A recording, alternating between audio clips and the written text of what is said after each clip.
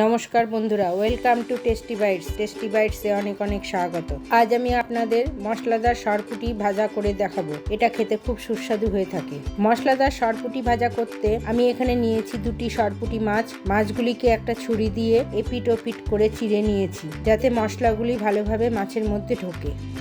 এরপর একটা বাটিতে নেব আদা রসুন বাটা, পাতিলেবুর রস,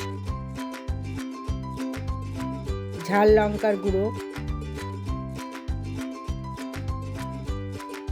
হলুদ, লবণ,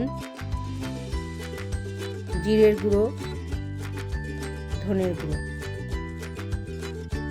সবগুলি মশলা একসাথে একটা ঘন পেস্ট বানিয়ে নেব।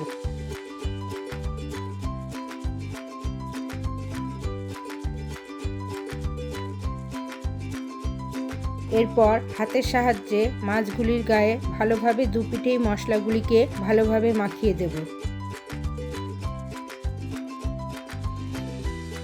মাছের গায়ে চিড়ে রাখা অংশগুলির মধ্যেও মশলাগুলিকে ভালোভাবে ঢুকিয়ে দেব।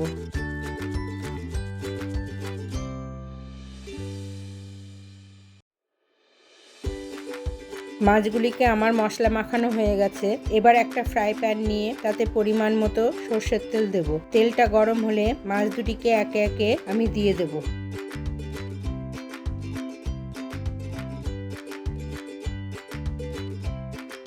পর একটা ঢাকনা দিয়ে ঢেকে গ্যাসের জোর মিডিয়াম টু লোতে করে মাছ দুটিকে আমি ভেজে নেব। মাঝখানে ঢাকনা খুলে আমি মাছ দুটিকে এপিট ওপিট করে উল্টে দিয়েছি। ঢাকনা দিয়ে ভাজলে মাছগুলি ভালোভাবে সেদ্ধ হয়ে যায়।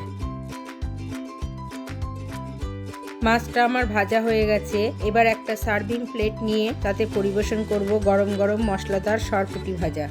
আমার এই রেসিপি যদি আপনাদের ভালো লেগে থাকে অবশ্যই ট্রাই করুন, আর আমার চ্যানেলটাকে সাবস্ক্রাইব করে নিজেদের আত্মীয় পরিজন বন্ধু বান্ধবের কাছে শেয়ার করবার অনুরোধ রইল। আজ তাহলে এখানেই শেষ। আবার দেখা হবে অন্য আরেক দিন। অন্য কোনো রেসিপি নিয়ে হাজির হয়ে যাব। সকলেই সুস্থ থাকুন, ভালো থাকুন। ধন্যবাদ।